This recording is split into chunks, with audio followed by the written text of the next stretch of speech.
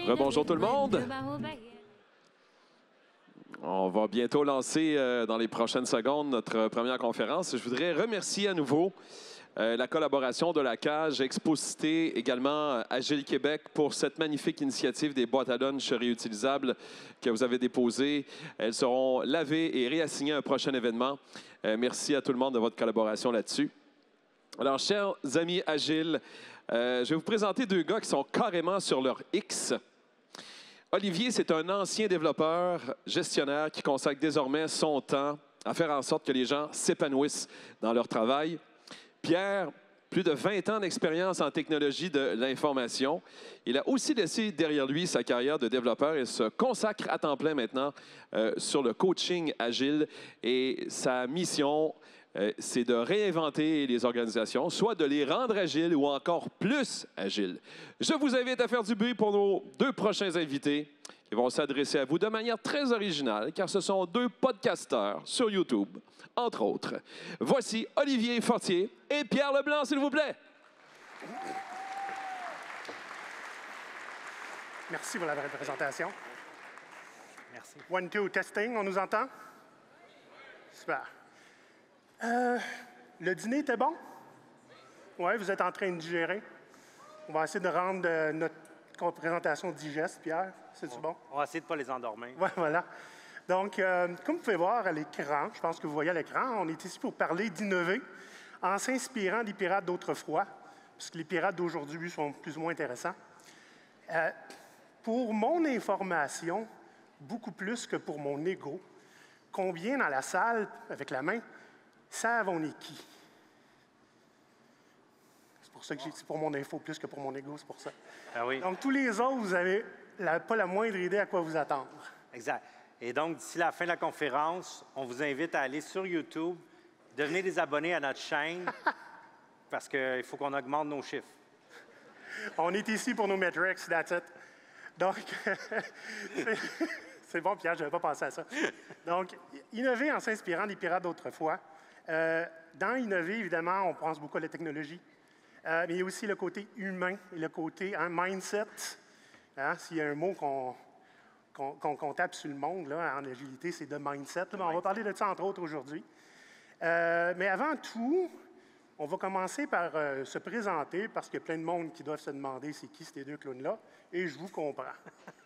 Donc, mets nos faces, Pierre, parce que... Prochaine slide.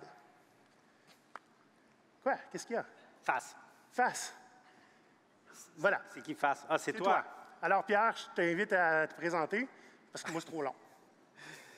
Alors, Pierre Leblanc, comme on l'a dit un peu dans l'intro, j'ai été développeur, j'ai été Scrum Master, je suis maintenant coach agile et pirate depuis quelques années. J'ai eu un ami en commun avec Olivier, on va un petit peu parler de lui, hein, Maurice, qui a cofondé GoPirate, donc l'organisation sans but lucratif que l'on dirige comme des pirates. Comme deux sauvages. Et donc, ça fait 1 an que j'ai joint le podcast parce que notre ami Maurice, malheureusement, est décédé l'année dernière. Mais Olivier, on est rendu à combien d'épisodes?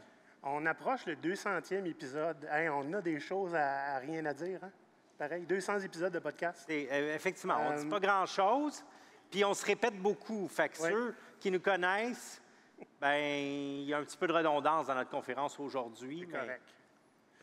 On n'a pas écrit pour vous autres, notre conférence. Donc, moi, toi, sinon, est-ce que tu veux raconter un petit peu d'où tu viens, où tu vas? Où est-ce que je viens? Je viens de Montréal. Oui. Ça paraît, hein, dans notre vêtement.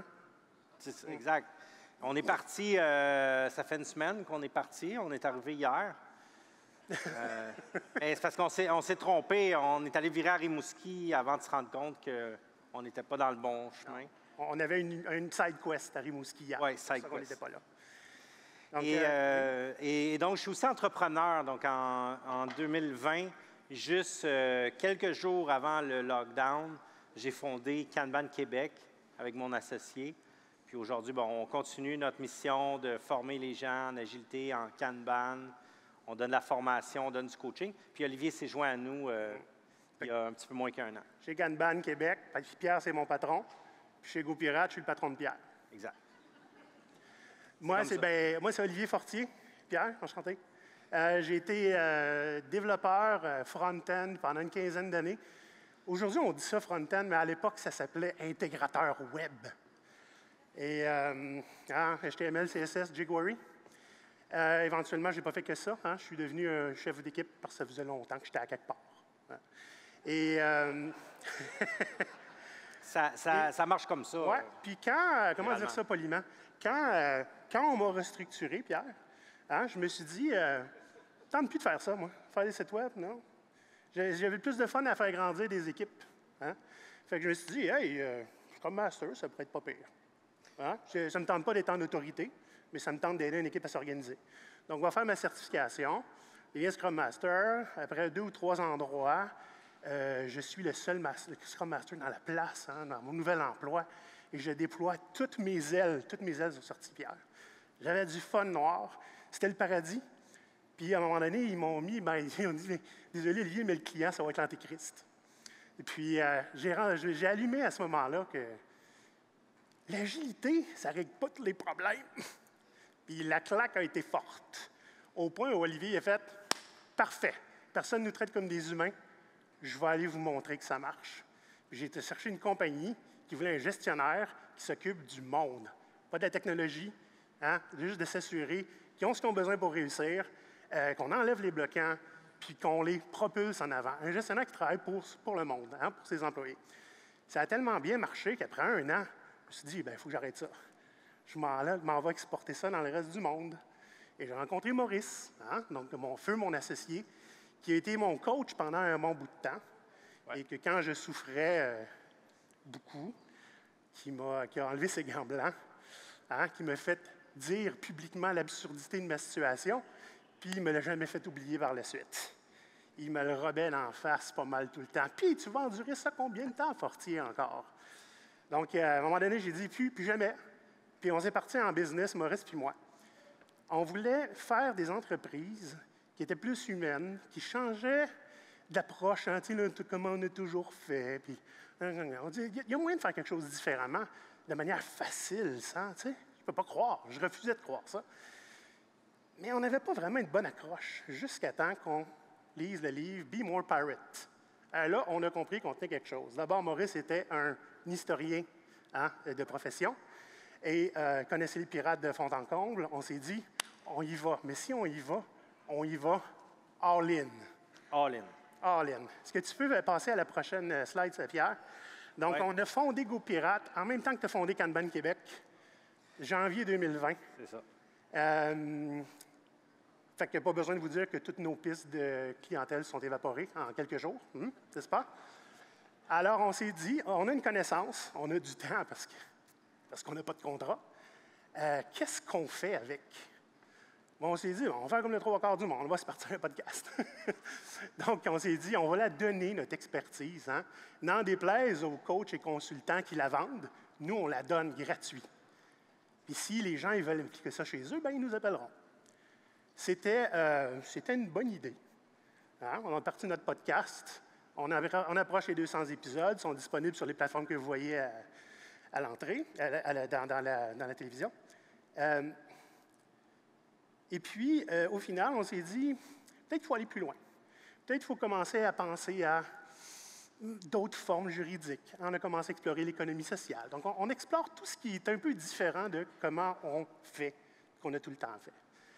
Là, je sais que vous avez plein de questions. On va être disponible après la rencontre. Mais je vais en répondre à une. Pourquoi Y dans Pirate? Parce que c'est garanti, on la demande tout le temps. C'est que des pirates, ça existe depuis les millénaires. Ouais. Et nous, on s'inspire d'un groupe de pirates très, très particulier, ceux de l'âge d'or de la piraterie, à l'époque à Nassau, dans les Bahamas, ceux qu'on entend souvent parler. Il y avait un livre qui couvrait cette période-là et qui l'expliquait très bien. C'était « The General History of the Pirates ». Et le mot « pirate » dans ce livre-là était avec un Y. C'est une manière pour nous, pour ceux qui connaissent un peu ça ou ceux qui cherchent, qui comprennent qu'on parle de ce groupe de pirates-là en particulier, puis c'est eux qui nous inspirent. C'est aussi une question un petit peu de marketing, parce qu'évidemment, si vous cherchez « pirate » sur Internet, vous allez tomber sur plein d'autres choses que nous. Voilà. Et on se distingue avec ce Y-là. Et en même temps, on ne soutient pas non plus les vrais actes de piraterie tels que s'aborder des navires ou downloader de la musique illégale. Il y a pire comme acte de piraterie, honnêtement, de nos jours. Mais comme on est habitué de faire des podcasts, on approche notre 200e. D'ailleurs, cet après-midi, on risque d'enregistrer le prix 200e. On s'est dit qu'on pourrait vous faire un épisode live sur scène. Est-ce que ça vous intéresse? Je suis content que vous disiez oui, parce que sinon, ça aurait des appareils. Excellent. Donc, cue l'intro, Pierre. Oh, yeah.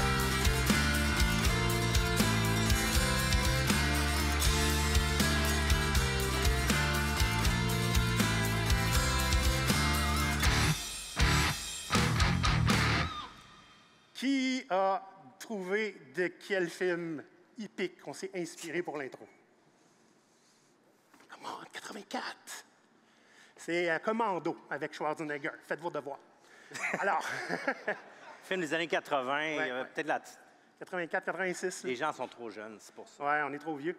Vous avez vu le monsieur barbu, pas de cheveux, pas moi, l'autre, avec qui on prenait un petit verre de rhum. C'était notre ami Maurice, par qui j'ai rencontré Pierre, d'ailleurs. Ouais. Oui. Puis Maurice aussi, il me poussait un peu pour que je sorte de ma bulle. Ça a été long, mais quand j'ai fondé Kanban Québec, ça a été un peu ce renouveau dans ma vie. Je me suis lancé et je voulais créer une entreprise pirate inspirée des conseils de Maurice que j'avais connu 5 ans plus tôt. En tant que coach agile, on était ensemble chez le même client. C'est comme ça que je l'avais rencontré, puis j'ai rencontré Olivier par la suite. Et donc, quand on a perdu Maurice, malheureusement, suite à son cancer, Olivier a continué seul le podcast pendant un certain temps, mais il semblait moins heureux qu'avant, évidemment. Tu pourras en parler. La piraterie, c'est pas quelque chose que tu fais tout seul. Exact. Et donc, j'ai proposé de prendre le relais. Évidemment, je ne peux pas chausser les chaussures de Maurice, c'est impossible. Il était pas mal plus grand que moi, puis c'est probablement que je les perdrais. C'est plus baveux aussi. Il est pas mal plus aussi. Mais, et donc, l'idée, c'est d'avoir du plaisir aussi dans ce qu'on fait. Alors, comment on commence ça, Pierre? On va commencer avec un petit peu d'histoire, pour faire la mise en contexte des pirates, parce que là, nous, ce qu'on vous dit, c'est qu'on va s'inspirer des pirates d'autrefois pour innover aujourd'hui. C'est quand même particulier. En 2024. On pense à innover, on pense à quelque chose du futur. Oui. Mais c'est parce qu'il y a des gens, des fois, qui ont fait des choses complètement spéciales autrefois, qui ont donné des résultats assez intéressants et qui se sont démarqués de manière assez incroyable. C'est un petit peu ça qu'on va vous ramener ici. Donc, mise en contexte, puis comme on est à Québec, Olivier, je suis pas mal sûr que tout le monde ici présent connaît l'histoire. 1608, quelque chose de même, là. Ouais. Donc, la Nouvelle-France, vous vous souvenez tous, vous l'avez appris à l'école, hein? Ouais. Début de l'exploration européenne, on va parler des Français, là. 1534, Jacques Cartier, on s'en souvient, là j'accélère, là. Oui. Fondation de Québec, c'est quelle année? C'est écrit là, donc 1608, oui, parfait.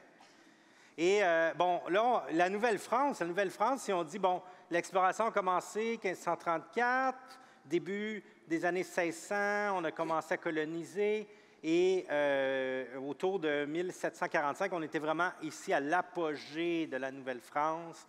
Il y avait environ 60 000 habitants, et répartis surtout entre Montréal et Québec.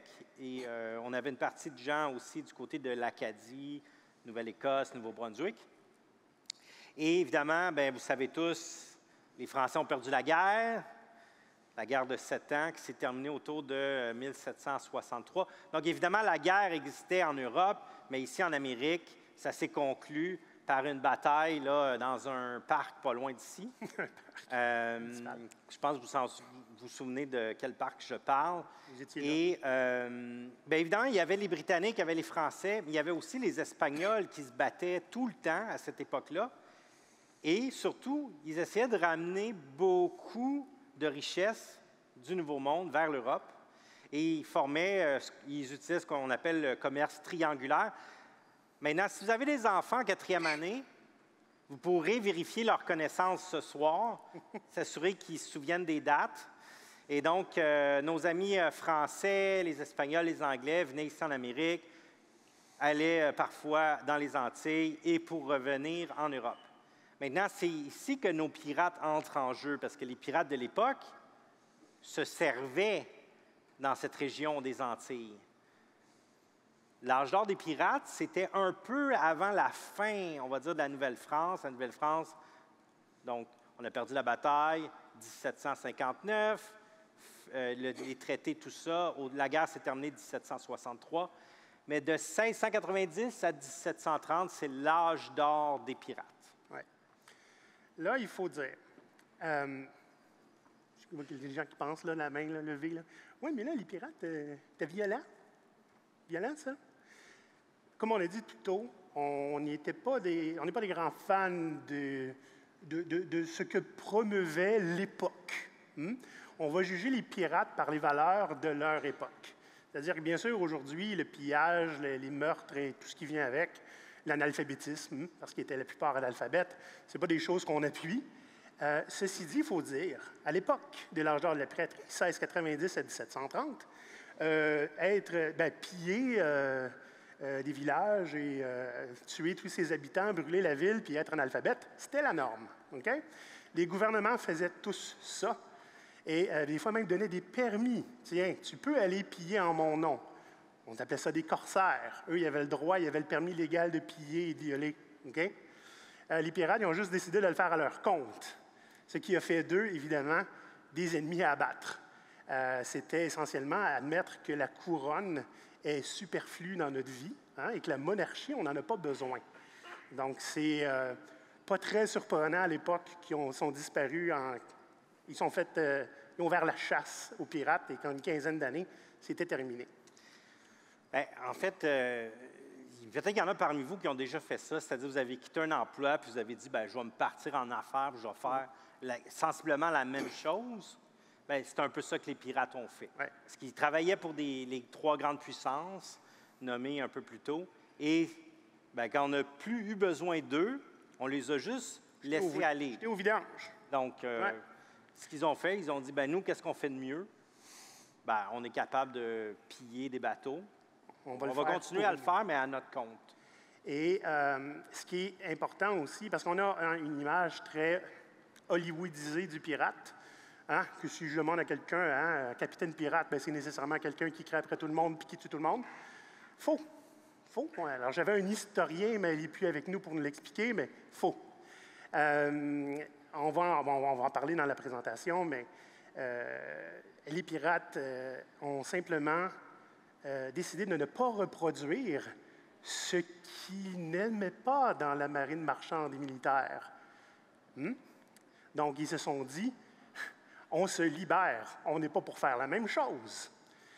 D'où l'idée d'innover à ce moment-là. Exact. Les pirates ont été source d'innovation sociale dans ces années-là, et on va l'admettre tout haut, pour innover, on n'a pas vraiment le choix de briser des règles. Okay? Il faut développer une certaine allergie au statu quo. Sinon, on ne changera rien. Le confort et l'innovation ne font pas très, très bon ménage. Exact. Il faut voir que ces gens ont quitté une structure militaire très établie, très hiérarchique, avec des ordres et le droit de vie ou de mort par les gens au-dessus d'eux.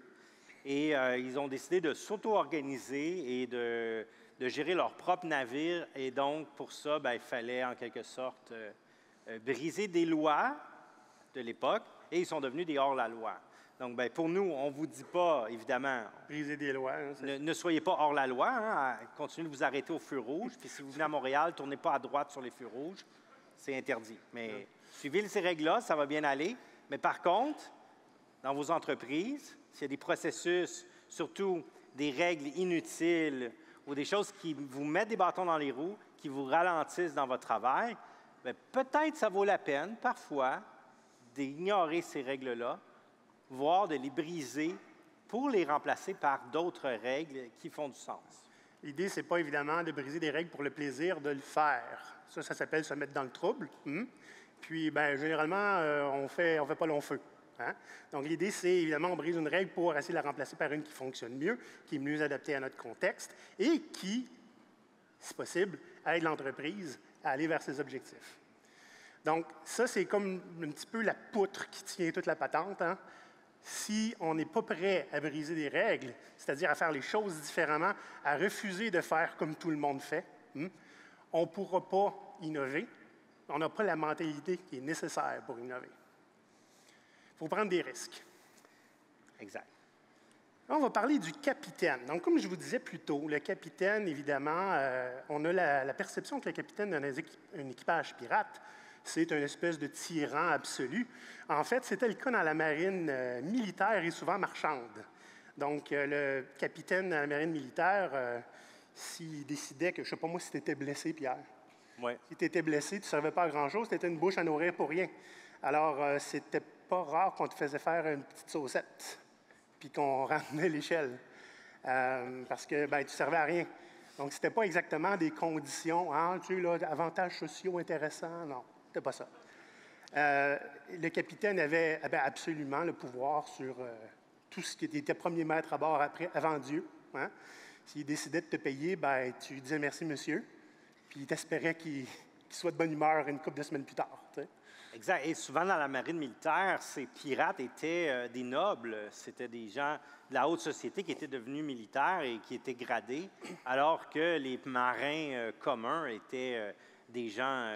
en fait, ils embauchaient n'importe qui parce que c'était un peu de la chair à canon, dans le sens que ces gens-là étaient remplaçables et on n'hésitait pas à les remplacer au besoin. Alors, les pirates se sont dit, comment on fait pour ne pas reproduire ça? Parce que l'idée, c'est de s'émanciper. Fait que si on fait comme les autres, on n'est pas mieux. Ben, ils sont allés avec les moyens du bord. On pourrait élire notre capitaine. On parle de 1700, là. Okay? Début 1700. 1700. Donc, on choisit le capitaine par élection. Oui, tout le monde a une voix et un vote. OK? Et des gens aussi, parmi l'équipage, qui avaient une voix et un vote, qui étaient le produit là, de traite d'esclaves, qui se retrouvaient tout d'un coup avec un vote. OK? C'était vraiment pas commun pour l'époque, déjà, mais pas commun aussi pour aujourd'hui, dans le sens où ce qui est intéressant avec les pirates de l'âge d'or, c'est qu'ils ont reproduit, ils ont créé des changements sociaux qu'on a peine à égaler aujourd'hui. Est-ce qu'il y en a parmi vous, à main levée, qui ont déjà élu leur gestionnaire? J'ai décidé d'aller travailler pour lui. Les pirates ont décidé de faire ça parce que le leader, c'est quelqu'un que tu as envie de suivre. N'est-ce pas? Donc, ce capitaine faisait déjà partie probablement de l'équipage et il a été choisi. Et pouvait être remplacé aussi. Bien, c'est ça, on pouvait élire le capitaine, on pouvait décider aussi de le dégrader. Si c'était un gentil capitaine, ben on passait au vote, puis on en élisait un autre, puis il retrouvait des fonctions traditionnelles dans le navire. Si c'était un mauvais capitaine, des fois, il y avait une promotion, mais il devenait gouverneur d'une île déserte. L'équipage. Que dire de l'équipage? Bien, plein de choses, mais je reviendrai au capitaine, je n'avais pas fini. Ah, OK. Il y a beaucoup de choses qu'ici en entreprise, on essaie de faire. On travaille beaucoup sur l'équité, Pierre. Oui. Hein? L'équité salariale, entre autres, entre les hommes et les femmes. Je viens de ma mère qui travaillait au gouvernement et qui recevait, après sa retraite, des chèques d'équité. Okay? Donc, on a fait un travail là-dessus.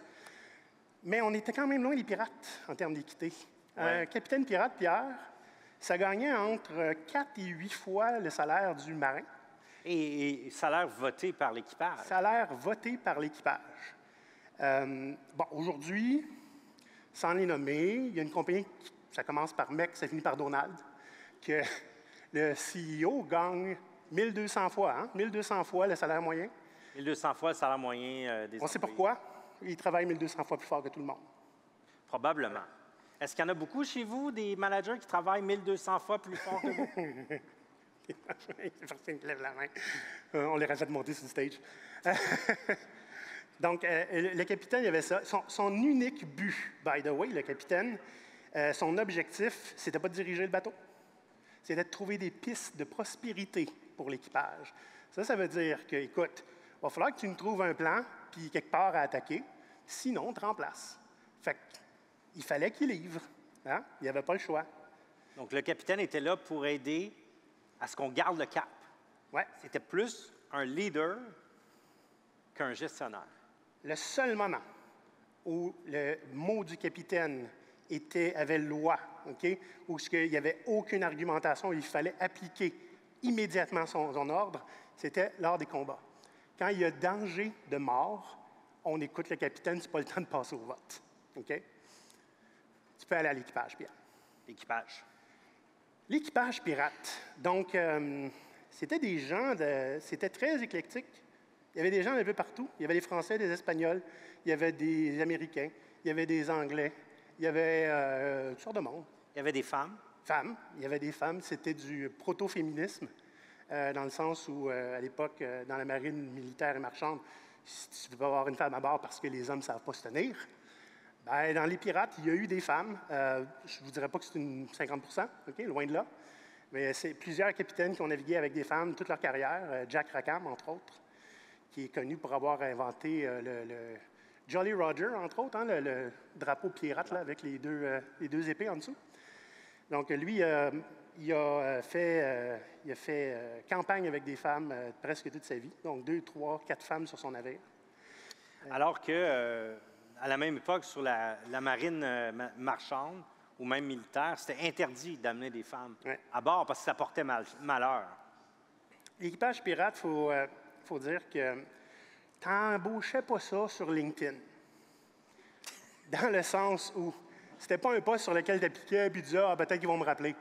Être un pirate, ça voulait dire beaucoup de choses. Ça voulait dire, vouloir la liberté totale, mais ça voulait dire aussi risquer sa vie. Tu ne risques pas ta vie avec des collègues, tu risques ta vie avec des frères puis des sœurs. Okay? Donc, il y avait une dynamique ici qui était vraiment... c'était soudé, là. Ce qui faisait qu'on avait besoin de ce genre de démocratie. Ils avaient aussi une forme de recrutement parfois agressive. Hein? Oui. Oui. Très intéressante. J'aimerais ça voir des recruteurs faire ça. Tu veux nous la raconter? Lors d'un sabordage d'un autre navire, on pouvait offrir le choix aux gens, bien, suivez-nous, devenez pirate avec nous, ou bien on vous... ou restez ici avec votre capitaine. Ouais, c'est ça. C'était même déjà arrivé que des capitaines pirates fassent un petit sondage, tu sais, du style Office Vibe. Ils passent un petit Office Vibe sur le bateau pirate qu'ils viennent de capturer, là. Ah ouais, votre capitaine n'est pas bien gentil. Ça donne bien, il y a une sortie pas loin, on va l'abandonner sur une île. Ouais. Faites ce que vous voulez avec le bateau. On va juste prendre la cargaison. Donc, même avec leurs victimes, hein, ils se soutenaient davantage, essentiellement, ceux qui représentaient ce qu'ils avaient vécu avant. Exact. L'équipage aussi, comme je disais tout à l'heure, c'était des gens d'un peu partout. Il y avait certains équipages pirates, donc celui de, je ne sais pas si vous avez déjà entendu d'un pirate qui s'appelait Edward Teach. Vous le connaissez probablement sous le nom de Barbe Noire. Ce gars-là, on va en parler plus tard, mais à un certain moment donné, un de ses équipages sur un de ses bateaux, c'était 60 des personnes de couleur. Des esclaves libérés. Pas tous des esclaves, mais des personnes de couleur. Ouais. Et on ne peut pas en dire autant de toutes les PME aujourd'hui, mettons. Ça de même. Autre chose sur l'équipage, Pierre? Moi, ça va. Il y avait un autre rôle aussi qui était élu. Oui! Ah, il ne faut pas l'oublier. Le quartier-maître. Le quartier-maître. Ça, dans un bateau normal, là, hein, de maritime, là, d'armée, le gars, il s'occupait de faire l'inventaire, puis essentiellement de comptabilité.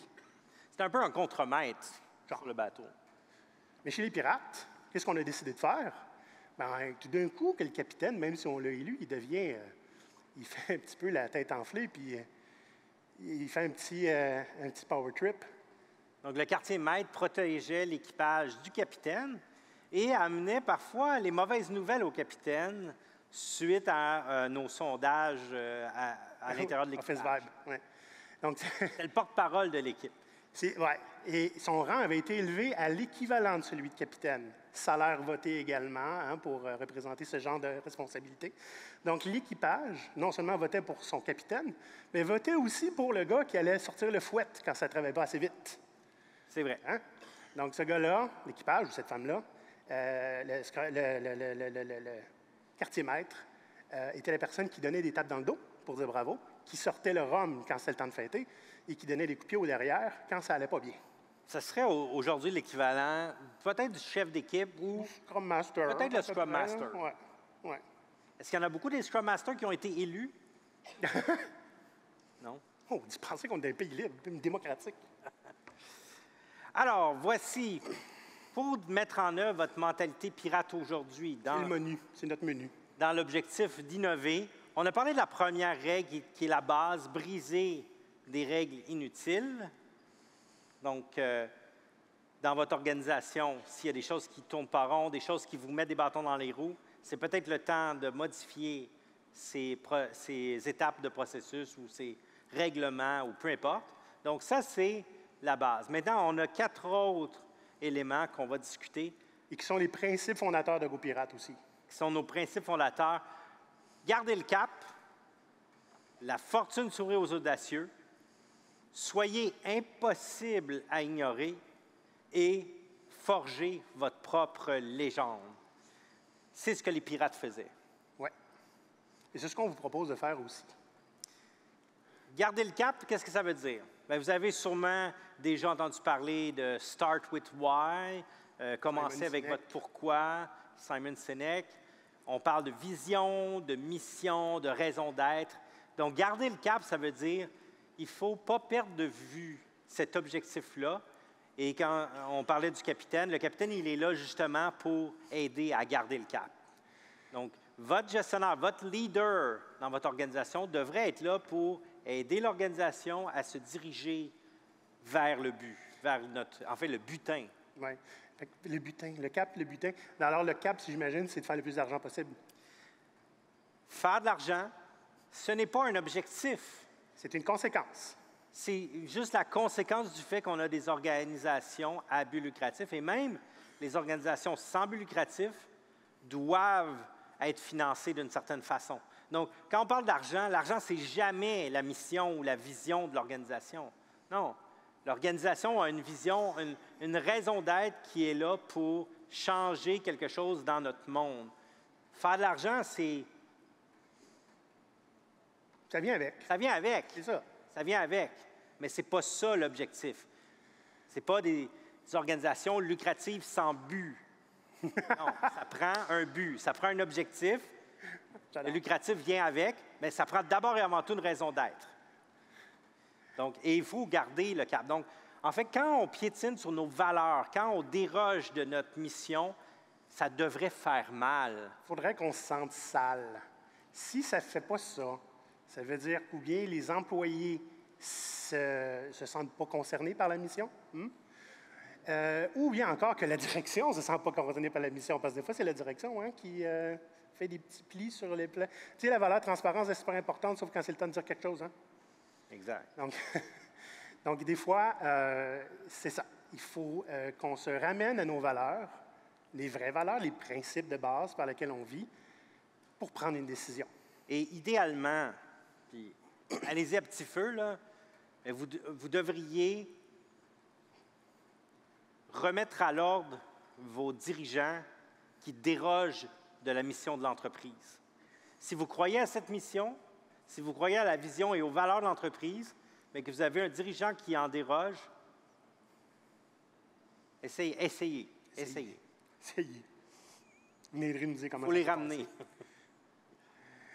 Ensuite, on a la fortune sourit aux audacieux. Ah, bien ça, c'est assez simple. Ça veut dire qu'il faut oser faire des choses que les autres oseront pas faire. Genre, s'habiller en pirate, donner une conférence. OK?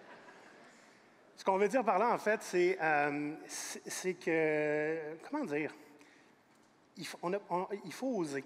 Il n'y en a pas le choix, il faut, malheureusement, être passé ou bien par-dessus notre syndrome de l'imposteur, ou bien le maîtriser. Moi, je propose tout le temps, amenez-le avec vous, mettez une selle, embarquez dessus, tirez du gun. Moi, quand je suis ici en conférence, je fais des blagues parce que je ne suis pas à l'aise, parce que je ne suis pas habitué de faire des conférences. Donc, j'en profite et je m'expose comme étant, je ne sais pas ce que je fais ici, moi. Je ne suis pas ici pour travailler. Ou un autre bon truc pour dompter son syndrome de l'imposteur, c'est de relativiser. Alors, on va vous poser encore la question, combien d'entre vous, à main levée, ont déjà été sur cette scène devant autant de personnes? Hein? 2, 3, 4. Vous et nous, on est l'élite, là, on s'entend? Il n'y a pas d'affaire d'imposteur là-dedans. Là. Donc, bien, la fortune sur les audacieux, c'est nécessairement oser aller un petit peu plus loin et pas trop jouer dans la sécurité.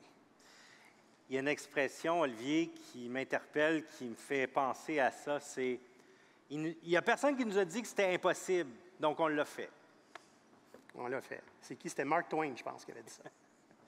Donc, c'est normal. Dans la vie, vous allez croiser des gens qui vont penser que c'est impossible, qui vont dire que ça ne se fait pas, ça n'a jamais marché comme ça. Qu'est-ce que les gens vont dire? La business ne voudra jamais. Ça crée un précédent. Après, la pire affaire qui peut arriver, hein, créer un précédent.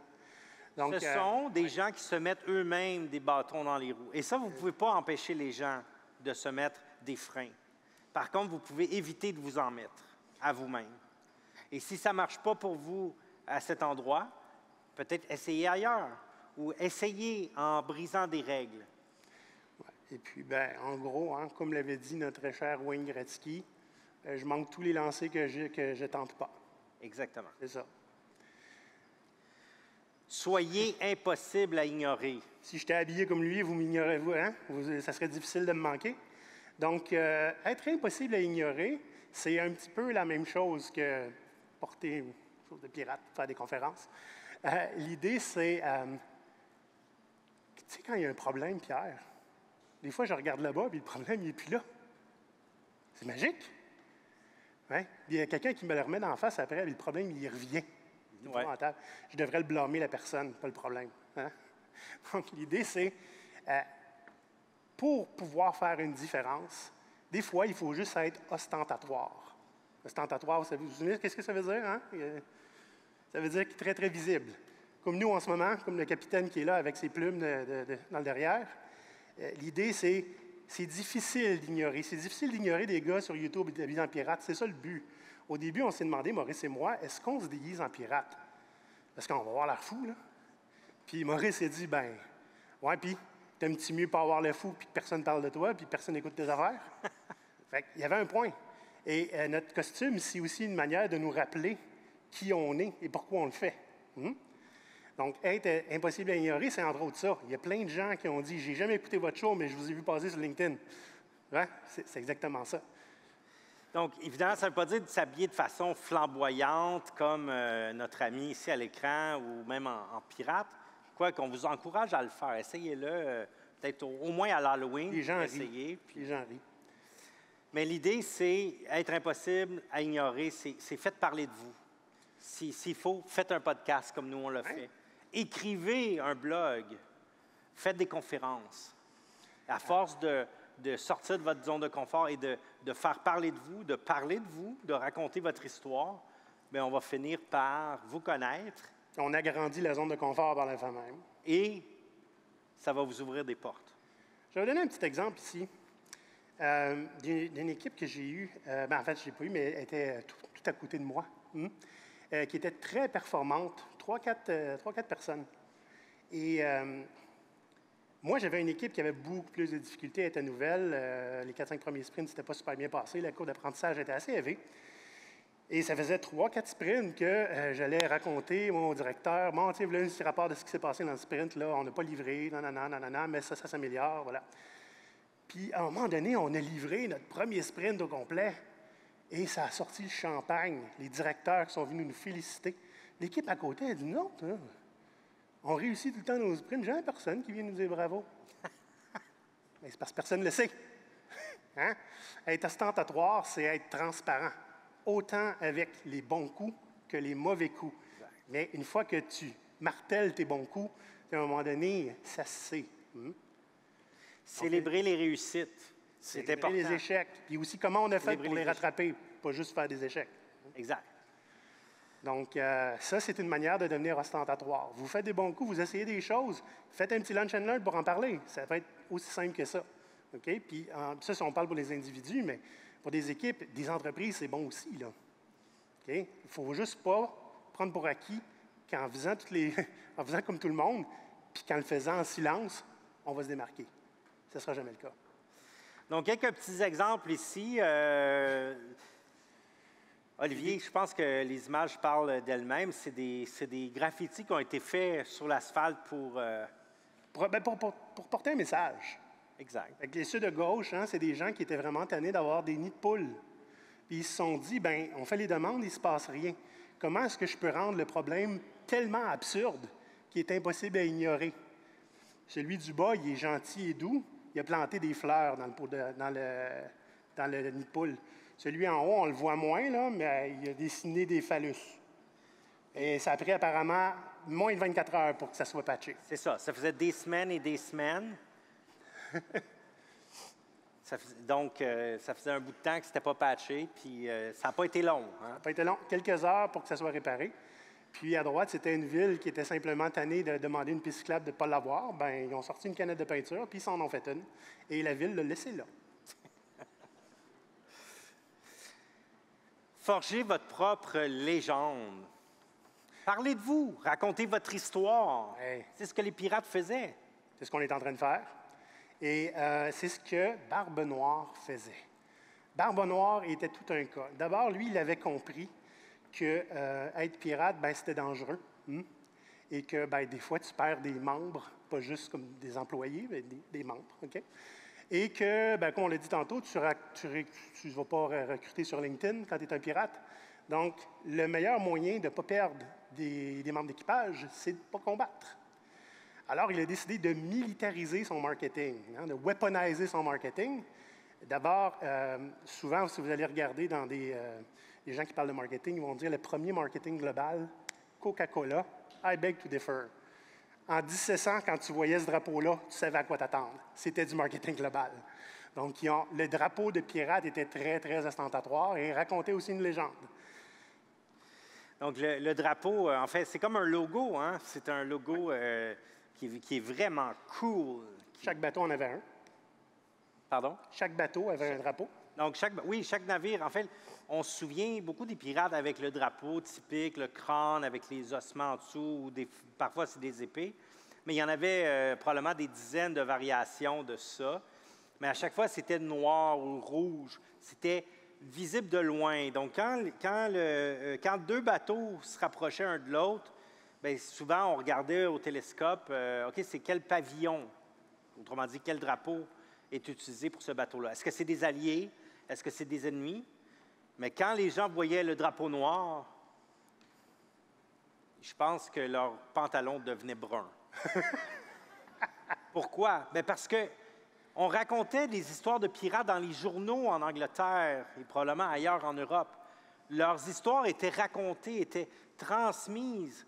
Mais pourquoi? Bien, les pirates faisaient exprès de raconter leur histoire dans les tavernes, dans les bars. Il y a des gens pour aller les répéter. Hein? Et donc, la légende se propageait comme ça. Et donc, quand les navires marchands rencontraient les pirates, ils avaient peur. La légende les précédait. Et donc, on savait que si on rencontrait les bateaux pirates, valait mieux leur laisser notre butin, ils allaient nous laisser la vie sauve. Et c'est comme ça que les pirates évitaient de se battre. Exact.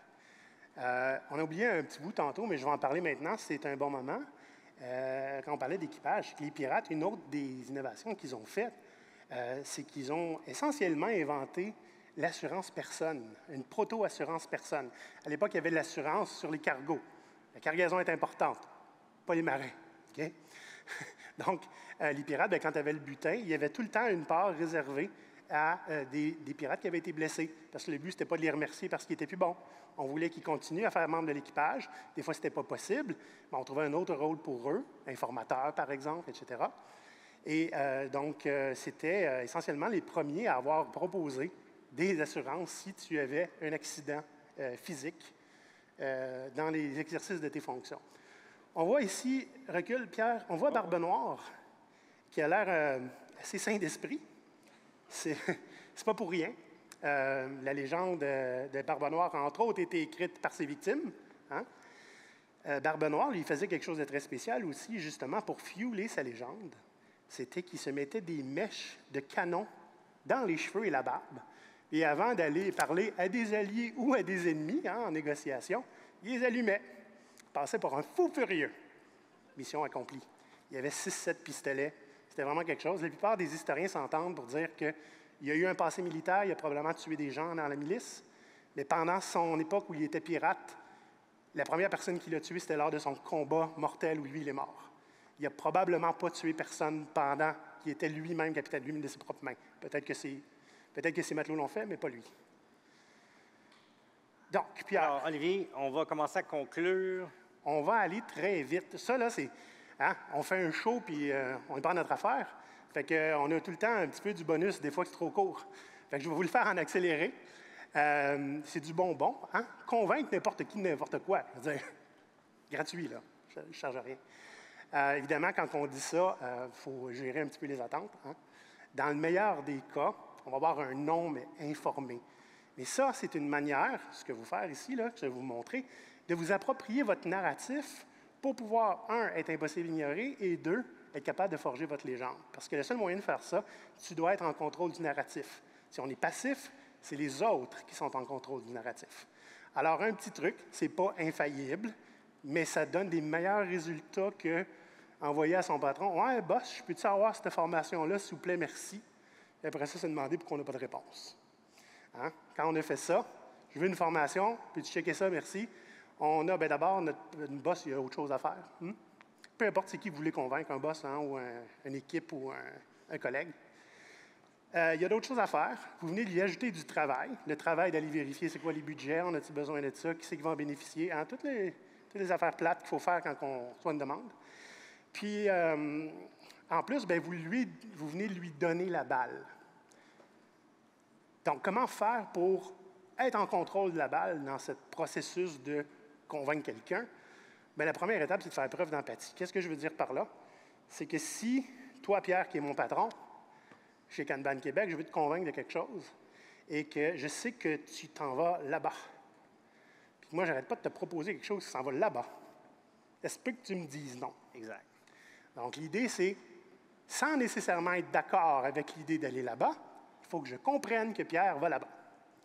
Parce que peut-être que Pierre, lui, ce qu'il veut, son objectif, c'est avoir son bonus, puis avoir une promotion, puis changer d'équipe. Peut-être que je trouve qu'elle ne mérite pas. C'est pas grave, il faut que je le sache. OK? Parce que la deuxième étape, ça va être d'aligner mes arguments pour aider Pierre à atteindre ses objectifs, même s'il ne mérite pas. OK? Donc, ça veut dire, si je comprends la personne que je veux convaincre, c'est quoi ses objectifs, c'est quoi le succès pour elle et son équipe. Qu'est-ce que ça prend pour qu'on puisse applaudir? Hein?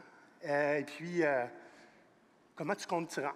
Si on connaît ça, si on a écouté ça, sans critiquer, sans juger, juste l'internaliser, après ça, ça nous permet d'aller chercher l'information nécessaire pour que cette personne-là puisse prendre une décision éclairée. Et malheureusement, ça nous mène aussi vers le point numéro 2, faire le travail de bras. Oui, c'est plate. Il faut que je fasse toute la job. Hein? Le boss, lui, ne fera rien. Faire la recherche. C'est ça. Ça veut dire, si vous avez besoin d'un budget, là, hein, bien, allez chercher les prix si vous voulez votre formation. Allez regarder, voir, est-ce que je connais des gens qui l'ont pris, c'est quoi leur témoignage? Hein? À quelle équipe ça pourrait bénéficier dans l'entreprise? Hein? On pourrait même essayer de trouver c'est quoi le retour sur l'investissement de ça. Ce n'est pas nécessairement des signes de dollars, hein? Ça peut être quantitatif et qualitatif. Puis, dans le fond, c'est de faire en sorte que les personnes qu'on essaie de convaincre, bien, tout ce qu'elle a à faire, c'est de dire où est-ce que je signe. Et non seulement on lui sauve du travail, mais en plus, on a l'air de quelqu'un qui a de l'innovation puis de l'initiative dans le sang. Hein? On a tout fait ce travail-là. Un travail comme ça n'a pas besoin de prendre 2 semaines. Hein? Je ne sais pas si vous connaissez comment ça s'appelle, non, les business canvas, là, hein? Oui. Les petites matrices. Là. On peut faire ça en 1 demi-heure en équipe. C'est rempli, c'est complet. On met une image embeddée dans le email quand on envoie la demande, hein? Pas un PDF de 15 pages qu'on peut ignorer. Il faut être impossible à ignorer. Tu mets l'image d'en face. Et la troisième étape, la plus fun, tant qu'à moi, c'est de faire en sorte que ce soit difficile de dire non. Ouais. Là, ça ne veut pas dire tricher, Pierre. Ça, c'est comme quand tu m'as inscrit à la conférence aujourd'hui. Non. Non, non, non. C'est assez facile à faire. Ça peut être, comment dirais-je, un peu intimidant à faire. C'est de trouver le risque qui fait mal. Hein, je vous l'ai dit tantôt, moi, j'étais développeur front-end à l'époque. Et puis, quand HTML4 est passé à HTML5, oui, je suis vieux comme ça, j'ai insisté vraiment beaucoup auprès de mon gestionnaire. Et puis, j'ai dit non, on ne peut pas faire ça. On a une centaine de sites à gérer. Si ça brise partout. On ne peut pas prendre ce risque-là. Puis, tous les mois, je demandais, puis c'est non, on ne le fera pas. Fait qu'à un moment donné, j'ai sorti un article qui disait Google va commencer à pénaliser les sites qui ne sont pas en HTML5. Hey, c'est bizarre, lundi d'après, j'avais tous mes sites en HTML5. J'avais trouvé le risque qui fait mal. En fait, il faut que ça fasse plus mal dire non que dire oui. Et des fois, ça peut être aussi bien, hein? On a tous nos arguments. On s'en vient de voir, Pierre, on est les 7, là, puis on sort nos arguments, puis on fait... on est au courant. Voici ce qui va se passer si on ne le fait pas. Voici les risques qu'on voit. Ça peut être une baisse de désengagement, une baisse d'engagement. Hein? Ça pourrait être, écoute, la maintenance va monter, hein? Ça peut être technologique. Là. Okay? Tout ça, là, les risques, là, on les connaît. Juste prends ça en considération. C'est pas si le fun que ça en a l'air de dire « on vous l'avait dit ». OK? Mais au mieux, au pire, c'est ce qui va arriver. Ça m'est déjà arrivé d'aller convaincre un patron et qui me dit « je suis prêt à prendre le risque ». Puis ça a été non. Mais c'était le non le mieux informé que j'ai eu, puis je n'étais pas fâché après. Et puis, il y a aussi une opportunité de faire, hein, quand tu présentes un business canvas à quelqu'un, vous irez voir ça si vous ne connaissez pas, là, sur Google, il y en a plein. De tout de suite, le patron qui dit « oui, mais tu pensais à ci puis à ça, vous ne vous rendez pas compte qu'il est en train de vous aider à changer votre argumentation pour le convaincre. » Ou carrément lui demander « qu'est-ce qu'il faudrait qu'on ajoute pour que tu sois assez rassuré pour dire oui? » Olivier, il va falloir que je t'arrête. Bon, je parle trop encore. C'est la fin de notre présentation. Donc, rappelez-vous des 5 éléments. Le code pirate pour innover dans votre organisation. Rappelez-vous par cœur. Briser des règles inutiles. Gardez le cap. Soyez audacieux. Soyez impossible à ignorer. Et forgez votre propre légende. Pour terminer, j'aimerais ça qu'on fasse une petite réflexion collective, à savoir, les pirates de l'âge de la piraterie, les barbares, violents, savent pas lire, un peu bénets probablement, et qui ont réussi à faire des innovations sociales assez importantes. Alors, il faut se demander collectivement, si des butards de 300 ans avant nous ont été capables d'être progressistes comme ça, qu'est-ce qu'on attend? Merci. Tu as bien fait ça, Pierre.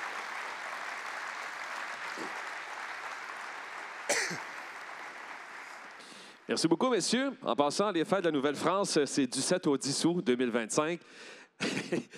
Très beau travail. C'est déjà le moment de la pause. Les ateliers reprennent à l'étage et ici même à 14h30. On se voit tout à l'heure. Merci.